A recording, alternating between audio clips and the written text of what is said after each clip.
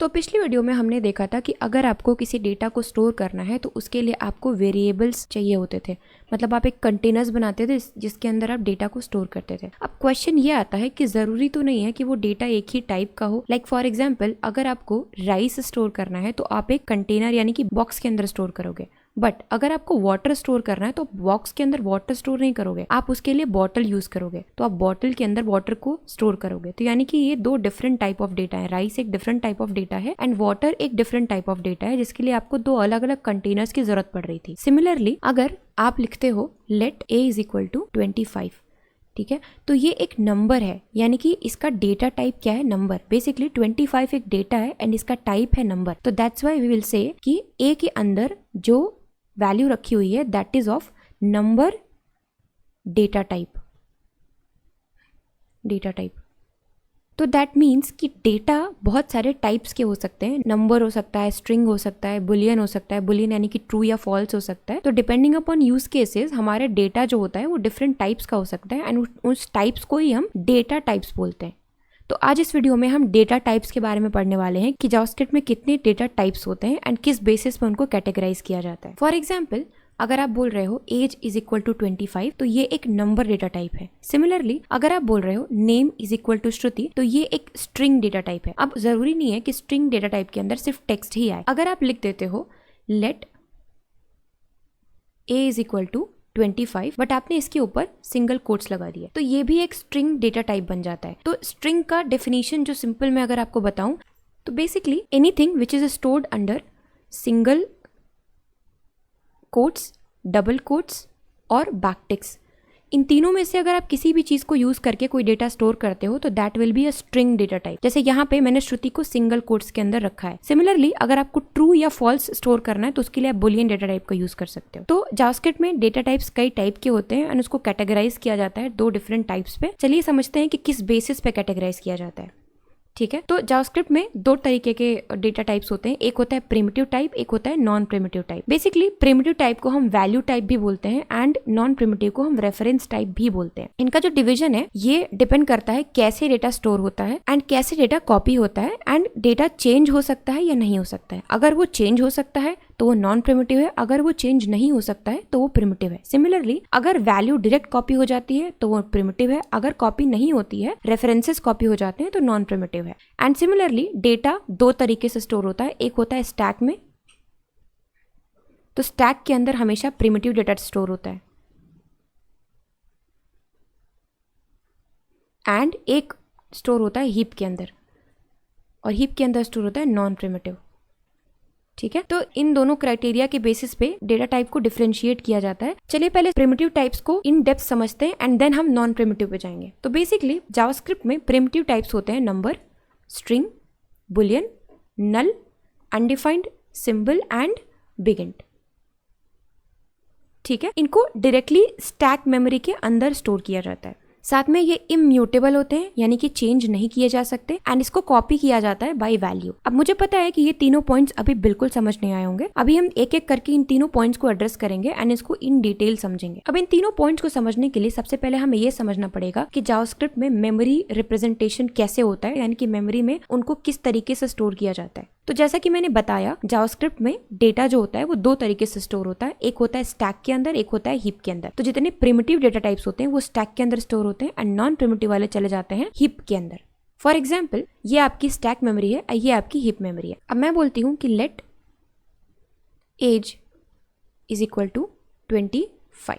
ठीक है, तो जैसे ही मैं लिखूंगी लेट एज इक्वल टू 25, मुझे पता है कि एज मेरा वेरिएबल है जिसके अंदर 25 वैल्यू रखी हुई है। तो स्टैक मेमोरी में क्या होगा कि यहाँ पे एक एज नाम का वेरिएबल बनेगा एंड उसके अंदर 25 स्टोर हो जाएगा। ठीक है, तो जितने भी प्रिमिटिव टाइप्स होते हैं उनकी वैल्यू डायरेक्टली स्टैक मेमोरी के अंदर स्टोर कर दी जाती है। जैसे मेरे एग्जांपल में एज इज इक्वल टू 25 को स्टोर कर दिया गया। इसके साथ साथ ये इम्यूटेबल होता है, यानी कि इसको चेंज नहीं किया जा सकता है। मतलब एज इज इक्वल टू 25 अब हमेशा यही रहेगा। अगर आप एज में कोई भी चेंजेस करते हो, लाइक आपने क्या किया, एज इज इक्वल टू 30 कर दिया या फिर age is equal to age plus 2 कर दिया, तो ऐसा नहीं है कि ये डेटा यहाँ पे चेंज होके 32 हो जाएगा। ऐसा बिल्कुल नहीं होगा, बल्कि एक नई मेमोरी पे इस 32 को रखा जाएगा एंड अब उस वेरिएबल का नाम एज हो जाएगा, यानी कि एज अब 32 को पॉइंट करने लगेगा। तो इसका मतलब है कि 25 जो है वो चेंज नहीं होता है। जैसे ही आप अपने वेरिएबल के अंदर चेंजेस करते हो, उसको एक नए मेमोरी एड्रेस पे रख दिया जाता है एंड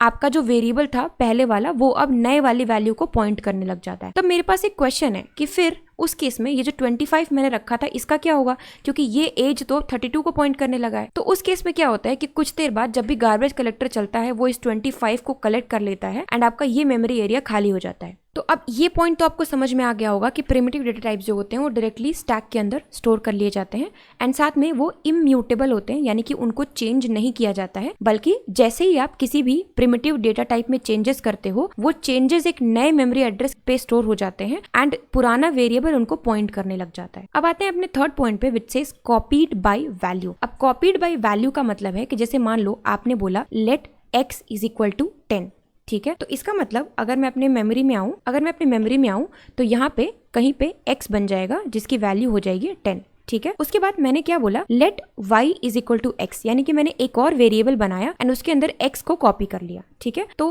क्या होगा, यहाँ पे एक और वेरिएबल बनेगा y is equal to x की जो वैल्यू रहेगी वो y में कॉपी हो जाएगी, तो y इज इक्वल टू भी 10 हो जाएगा। अब ध्यान रखने वाली बात यह है कि ये दोनों अलग अलग वेरिएबल्स हैं, दो अलग अलग मेमोरी एड्रेसेस पे होंगे, बट डेटा सेम स्टोर कर रहे होंगे क्योंकि हमने कॉपी किया है, x की वैल्यू को y में कॉपी किया है। अब अगर आप y को चेंज भी करते हो तो वो सिर्फ और सिर्फ यहाँ पे चेंज होगा, यानी ये y की वैल्यू 20 हो जाएगी। एक्चुअली यहाँ भी चेंज नहीं होगा, जैसा कि मैंने अभी बताया, एक नई मेमोरी एड्रेस पे 20 को स्टोर किया जाएगा एंड ये y अब इसको पॉइंट करने लग जाएगा। तो x पे कोई भी डिफरेंस नहीं पड़ेगा, x की वैल्यू अभी भी 10 है। दैट मीन्स कि वैल्यूज हमेशा कॉपी हो जाती हैं, दैट इज वाई वी से it is copied by value. I think अब प्रिमिटिव टाइप्स के ये तीनों पॉइंट्स क्लियर हैं कि इसको हम डायरेक्टली स्टैक में स्टोर करते हैं, वो इम्यूटेबल होता है। इसके साथ साथ प्रिमिटिव डेटा टाइप के वैल्यूज को आप डायरेक्टली कॉपी कर सकते हो, यानी कि they are copied by value. अब इम्यूटेबल को थोड़ा और डेप्थ में समझते हैं। जैसे फॉर एग्जाम्पल मैंने लिया एक नेम नाम का वेरिएबल, तो ये मेरी स्टैक मेमोरी है, ठीक है। इसके अंदर मैंने एक लिया नेम वेरिएबल, तो basically there is some space जिसका नाम है नेम और उसके अंदर मैंने राम रखा है, ठीक है। मेमोरी के अंदर मैंने राम रखा है जिसको नेम के अंदर स्टोर किया गया है, ठीक है। अब मैंने क्या किया, इस नेम को चेंज कर दिया, राम से मैंने श्याम कर दिया, नेम इज इक्वल टू मैंने श्याम कर दिया। तो ऐसा बिल्कुल नहीं होगा कि यहाँ पे आप चेंज करके नेम राम को श्याम कर दोगे मेमोरी में, ऐसा नहीं होता है, बल्कि एक नई मेमोरी एड्रेस पे, यानी कि स्टैक में एक नई मेमोरी एड्रेस पे श्याम को स्टोर किया जाएगा और ये जो नेम है ये इसको पॉइंट करने लगेगा, ठीक है। यानी कि इस वाले जगह का, इस वाले वेरिएबल का नाम हो जाएगा नेम, और ये जो राम है ये एक्चुअली अब गार्बेज है, इसको कोई भी पॉइंट नहीं कर रहा है, तो थोड़ी देर में गार्बेज कलेक्टर इसको कलेक्ट कर लेगा और आपका ये वाला मेमोरी जो है वो फ्री हो जाएगा, ठीक है। तो Ram still exist but Shyam is at new memory address. अब आते हैं अपने नॉन प्रिमिटिव डेटा टाइप्स पे, उसके बाद हम दोनों का कंपैरिजन कर पाएंगे। तो नॉन प्रिमिटिव डेटा टाइप्स होते हैं objects, arrays and function. And सबसे स्ट्रेंज बात है कि इन तीनों का टाइप आप चेक करोगे तो आपको ऑब्जेक्ट ही मिलेगा। इंटरनली ये सारे ऑब्जेक्ट ही हैं। इनके फीचर्स क्या होते हैं, सबसे पहला तो ये स्टोर होते हैं हीप एरिया में। Unlike primitive data types, primitive कहाँ स्टोर हो रहे थे, स्टैक के अंदर, नॉन प्रिमिटिव स्टोर होते हैं हीप के अंदर। अब हीप मेमोरी मेरी कुछ ऐसी है, लाइक फॉर एग्जाम्पल ये मेरी हीप मेमोरी है, तो अगर मैं बोलती हूँ लेट ओबीजे यानी कि एक ऑब्जेक्ट इज इक्वल टू, अब ऑब्जेक्ट को हम रिप्रेजेंट करते हैं कर्ली ब्रैकेट्स के अंदर, तो आई विल से नेम कोलन डबल कोट्स के अंदर ABC, ठीक है। तो ये मेरी की वैल्यू पेयर है, यानी कि मैंने एक ऑब्जेक्ट बनाया है। तो होगा क्या, यहाँ पे कहीं पे थोड़ी सी मेमोरी रिजर्व होगी एंड वहां पे रखा जाएगा नेम को, ठीक है, नेम एंड इसकी वैल्यू को which is A, B and C, ठीक है। एंड इसका कुछ मेमोरी एड्रेस होगा, something like 0x1A B 3 etcetera, ठीक है। इसका कुछ मेमोरी एड्रेस होगा। तो यहाँ पे स्टैक में क्या होगा, स्टैक में आपका OBJ होगा, ठीक है। डेटा एक्चुअल जो है वो ऑब्जेक्ट का जो डेटा है वो हीप मेमोरी के अंदर है, बट जो वेरिएबल है वो आपका स्टैक के अंदर है। तो अब स्टैक के अंदर क्या रहेगा, स्टैक के अंदर रहेगा ये वाला मेमोरी एड्रेस, ठीक है। ये जो 0x1A था, ये मेमोरी एड्रेस जो होगा वो यहां पे स्टोर होगा, समथिंग लाइक दिस। तो नॉन प्रिमिटिव डेटा टाइप्स में क्या होता है, वो डेटा तो एक्चुअली स्टोर होता है हीप मेमोरी में, बट उनका रेफरेंस यानी कि उनका मेमोरी एड्रेस जो होता है वो स्टोर हो जाता है स्टैक एरिया के अंदर। And this is the major difference between primitive data type and non primitive data type. यानी कि स्टोर तो दोनों होते हैं स्टैक में, बट प्रिमिटिव में क्या होता है, डायरेक्टली वैल्यू को स्टोर कर दिया जाता है, बट नॉन प्रिमिटिव में क्या होता है, डेटा स्टोर होता है आपका हीप मेमोरी के अंदर, बट उसका रेफरेंस यानी कि मेमोरी एड्रेस जो होता है वो स्टोर हो जाता है स्टैक मेमोरी के अंदर। नेक्स्ट अगर देखें तो सेम ये बोल रहा है स्टैक स्टोर्स रेफरेंसेस, यानी कि स्टैक के अंदर सिर्फ और सिर्फ उसका एड्रेस होता है, ठीक है, and it is copied by reference. अब वही सेम चीज हो जाती है कि मेरे स्टैक मेमोरी के अंदर जब भी एक प्रिमिटिव डेटा टाइप था, यानी a इज इक्वल टू 10 था, यहाँ पे जब a इज इक्वल टू 10 था और मैंने बोला था b is equal to a, यानी b के अंदर a की वैल्यू को कॉपी कर दो, तो यहाँ पे एक नया वेरिएबल बन गया था b जिसके अंदर a की वैल्यू कॉपी हो गई थी, यानी कि 10 हो गया था, ठीक है। ये तो स्टोरी थी मेरी प्रिमिटिव की। अब अगर मैं नॉन प्रिमिटिव की बात करूं तो सेम वही चीज हो जाएगी। स्टैक के अंदर एक आ जाता है मेरा ऑब्जेक्ट, यानी O, B एंड J, जो स्टोर कर रहा है कुछ मेमोरी एड्रेस, जैसे कि 0x डॉट डॉट डॉट कर देती हूँ, ठीक है, क्योंकि ये जो मेमोरी एड्रेस है ये है एक हीप एरिया का एड्रेस, यहाँ समथिंग लाइक दिस, यहाँ का एड्रेस है जो ये स्टोर करके रखा हुआ है, ठीक है। अब अगर मैं बोलती हूँ कि OBJ is equal to OBJ1 is equal to OBJ, यानी कि मैं अपने ऑब्जेक्ट को कॉपी करना चाहती हूँ, तो उस केस में क्या होगा, ये मेमोरी एड्रेस कॉपी हो जाएगा, ना कि वैल्यू कॉपी होगी, क्योंकि वैल्यू तो यहाँ पे है ही नहीं, तो वैल्यू की जगह पे OBJ1 के अंदर यही सेम मेमोरी एड्रेस कॉपी हो जाएगा, which is 0x1 dot dot dot, ठीक है, ये मेमोरी एड्रेस कॉपी हो जाएगा। इसीलिए हम बोल रहे हैं it is copied by reference, मतलब इसकी एक्चुअल वैल्यू कॉपी नहीं होती है, इसकी रेफरेंस कॉपी हो जाते हैं, यानी कि मेमोरी एड्रेस कॉपी हो जाते हैं। इसके साथ साथ ये म्यूटेबल होता है, यानी कि इसमें अगर आप कोई चेंजेस करते हो तो वो नई लोकेशन पे चेंजेस नहीं होते हैं, सेम लोकेशन पे चेंज हो जाते हैं, क्योंकि यहाँ पे तो सिर्फ मेमोरी एड्रेस स्टोर होता है ना, तो this is why it is mutable, ठीक है। अभी जब हम प्रैक्टिकल इंप्लीमेंटेशन करेंगे दोनों primitive and non primitive data types का, तो ये सारी चीजें हम वापस से पढ़ेंगे। अब सबसे इंपॉर्टेंट बात जो आती है कि हमने जितने भी वेरिएबल्स अभी तक डिक्लेयर किए, मैंने लिखा let a is equal to 25। इस पूरे सेंटेंस में मैंने कहीं ये बताया ही नहीं कि a जो है वो एक नंबर डेटा टाइप है, मैंने कहीं भी नहीं बताया। तो फिर जावास्क्रिप्ट को पता कैसे चलता है कि a के अंदर क्या रखा हुआ है, नंबर रखा हुआ है या स्ट्रिंग रखा हुआ है या बुलियन रखा हुआ है, इसको कैसे पता चलता है? तो एक्चुअली जावास्क्रिप्ट एक डायनामिक टाइपिंग लैंग्वेज है, यानी कि ये रन टाइम पे खुद डिसाइड कर लेता है कि ये किस टाइप का डेटा है, डिपेंडिंग अपॉन द वैल्यू, ठीक है। तो अगर आप कोई न्यूमेरिक वैल्यू रखते हो तो वो चला जाता है नंबर डेटा टाइप में। अगर आप कोई भी चीज़ सिंगल कोट्स या डबल कोट्स या फिर बैकटिक के अंदर रखते हो तो वो चला जाता है स्ट्रिंग में। सिमिलरली अगर आप ट्रू, फॉल्स रखते हो तो ये चला जाता है बुलियन में, एंड सो ऑन, ठीक है। तो depending upon the value JavaScript ये खुद डिसाइड कर लेता है कि इस वैल्यू को किस डेटा टाइप के अंदर कंसिडर करना है। अब मेरे दिमाग में एक और क्वेश्चन आता है कि आखिर जावास्क्रिप्ट इसको याद कैसे रख पाता है कि a के अंदर 25 रखा है तो ये एक न्यूमेरिक टाइप की वैल्यू ही है। तो उसको याद रखने के लिए जावास्क्रिप्ट सिर्फ और सिर्फ वैल्यू नहीं स्टोर करता है, इसके साथ साथ एक टैग भी स्टोर करता है। तो basically tag is like a unique code जो रिप्रेजेंट करता है एक एक डेटा टाइप को। तो फॉर एग्जाम्पल अगर मैं a इज इक्वल टू 25 को अपने स्टैक एरिया में स्टोर करके दिखाऊं, अब स्टैक एरिया क्यों? क्योंकि ये एक प्रिमिटिव डेटा टाइप है, ठीक है। तो अगर मैं स्टैक एरिया में स्टोर करके दिखाऊं तो ये कुछ ऐसे स्टोर होगा, there is a box and इसके अंदर दो चीजें हैं, एक है टैग, टैग मतलब एक कोई बाइनरी वैल्यू, फॉर एग्जाम्पल 001, ठीक है, एंड देन आपकी वैल्यू यानी कि जो 25 है इसका बाइनरी रिप्रेजेंटेशन, ये कुछ ऐसे स्टोर होता है। अब इस टैग से जावास्क्रिप्ट ये पता लगाता है कि ये किस टाइप का वैल्यू है, यानी कि डेटा टाइप क्या है। सपोज करो 000 है तो इसका मतलब वो अनडिफाइंड है, अगर 001 हो गया तो ये नल है, ठीक है। सिमिलरली अगर 010 है तो हो सकता है ये इंटीजर या स्ट्रिंग है। तो जावास्क्रिप्ट के पास अपना एक यूनिक टैग होता है जो सिर्फ और सिर्फ उसको पता होता है, एंड उसके बेसिस पे ये डिफरेंशिएट करता है कि इस वेरिएबल के अंदर किस टाइप की वैल्यू रखी हुई है। तो ये एक बहुत इंपॉर्टेंट पॉइंट है जो आपसे इंटरव्यू में भी पूछा जा सकता है कि जावास्क्रिप्ट इस चीज़ को डिफरेंशिएट कैसे कर पाता है कि ये जो वेरिएबल है इसके अंदर वैल्यू नंबर रखी हुई है या फिर स्ट्रिंग रखी हुई है या बुलियन रखी हुई है या नल रखी हुई है। तो बेसिकली जावास्क्रिप्ट वैल्यू के साथ साथ एक टैग भी स्टोर करता है, और वो टैग एक यूनिक कोड होता है, जैसे नंबर का एक यूनिक टैग होगा, स्ट्रिंग का एक यूनिक टैग होगा, एंड सो ऑन। अब टाइप आप चेक कर सकते हो यूजिंग टाइप ऑफ, जो कि अब अभी हम प्रैक्टिकल इंप्लीमेंटेशन करेंगे तब समझेंगे। तो अब चलते हैं अपने VS कोड के अंदर एंड इन सारी चीज़ों को जो हमने अभी सीखा है इसको प्रैक्टिकली इंप्लीमेंट करके तब समझते हैं। अब आ गए अपने VS कोड के अंदर एंड सबसे पहले मैं बनाऊंगी एक नंबर टाइप का वेरिएबल। तो I will say let age is equal to 25, ठीक है। तो जैसे ही मैंने एज इज इक्वल टू 25 लिखा, क्योंकि एक न्यूमेरिक वैल्यू है, ये हो जाएगा नंबर डेटा टाइप, ठीक है।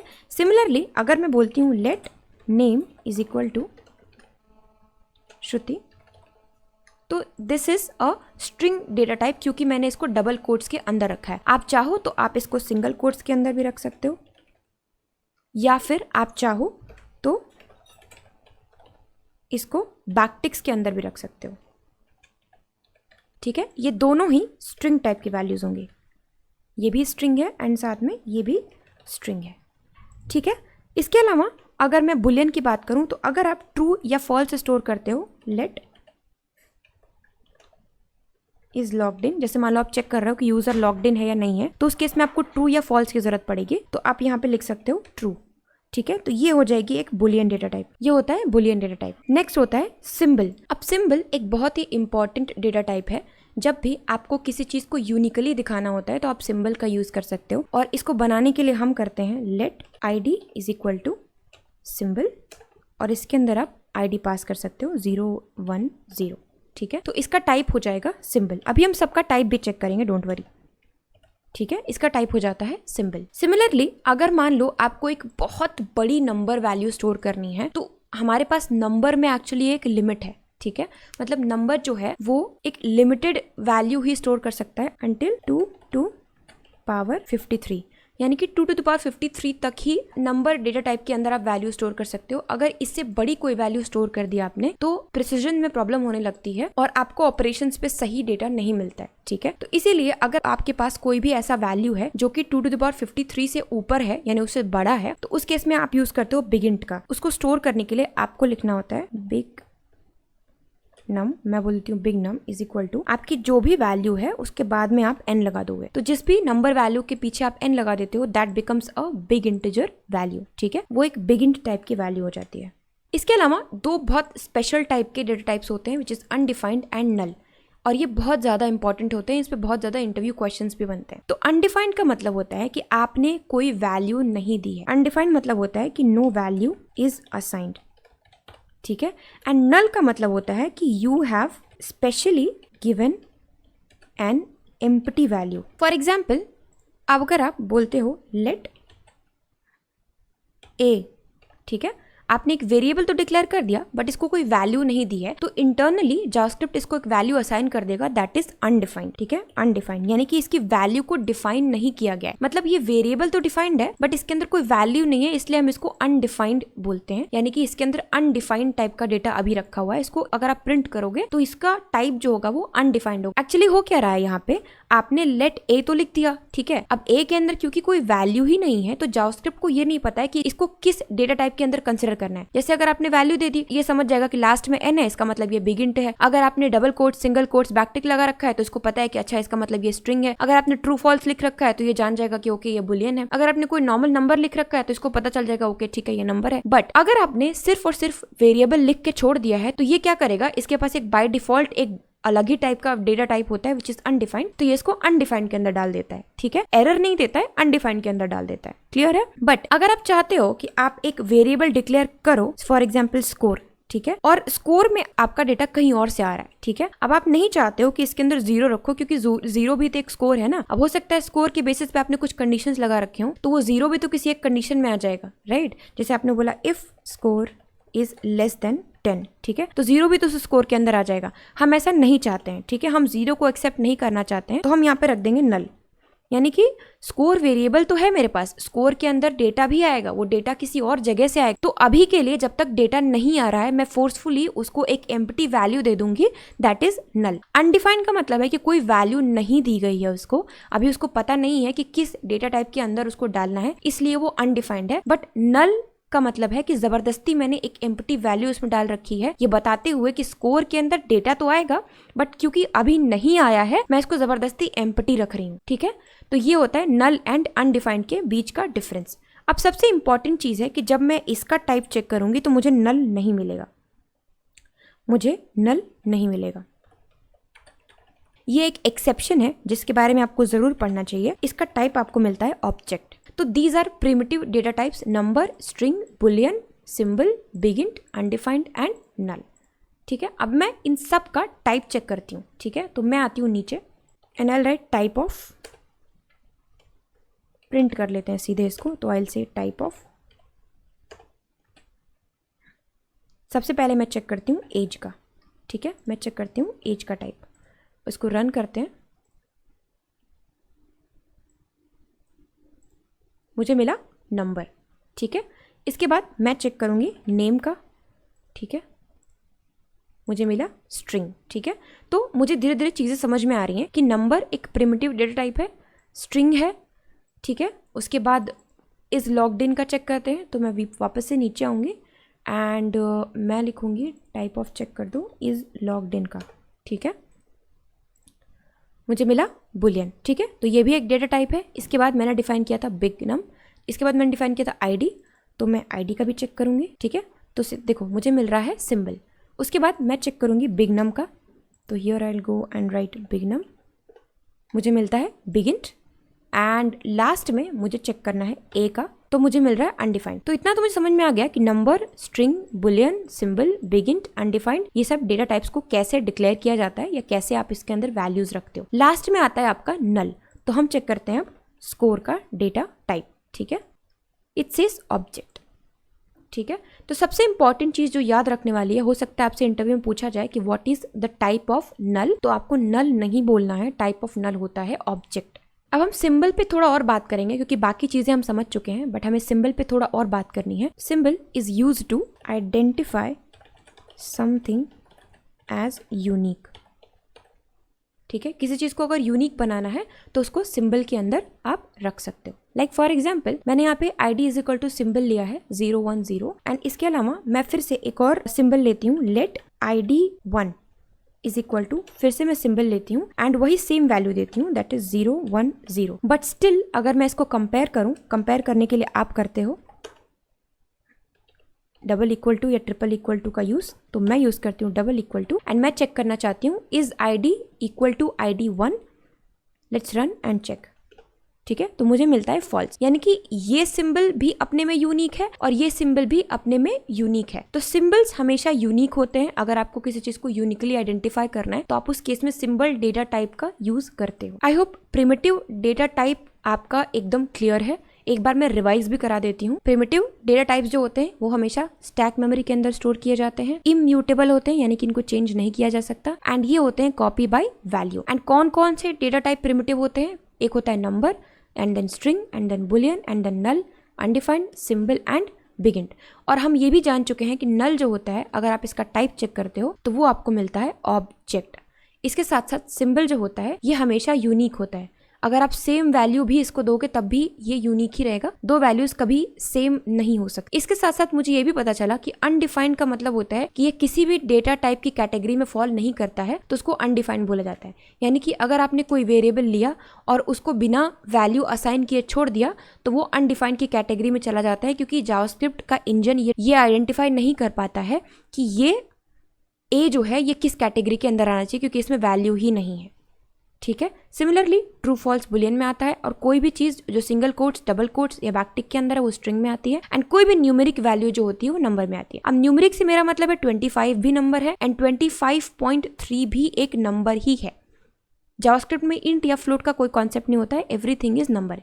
ठीक है, इसके साथ साथ बिगिंट जो होता है, अगर आप नंबर की रेंज से भी बड़ा कोई चीज स्टोर करना चाहते हो, यानी कि -2⁻53 से लेके +2⁻53 से बड़ा अगर कोई नंबर आपको स्टोर करना है तो आपको बिगिंट का हेल्प लेना पड़ेगा, एंड उस केस में आपको आपके नंबर के लास्ट में n लगाना होता है, लाइक 0 2 5 n। ठीक है, तो ये बन जाता है बिगिंट। ठीक है, तो यहाँ पे मेरा प्रिमिटिव टाइप खत्म होता है। नेक्स्ट हम मूव करते हैं नॉन प्रिमिटिव डेटा टाइप पे और समझते हैं ऑब्जेक्ट्स, एरेज एंड फंक्शंस को। अब object, arrays and function itself are 3 different topics, जिसको समझने के लिए आपको 1-2 लेक्चर्स लगेंगे, बट स्टिल मैं शॉर्ट में इसको यहाँ पे समझाती हूँ। तो ऑब्जेक्ट्स बनाने के लिए आप यूज करते हो कर्ली ब्रैकेट्स का। तो let's say I will say let obj is equal to, और मैं यहाँ लगाऊंगी curly brackets, and curly brackets के अंदर आप की वैल्यू पेयर में डेटा को स्टोर करते हो। फॉर एग्जाम्पल मैं ऑब्जेक्ट के अंदर स्टोर करना चाहती हूँ name is equal to Shruti.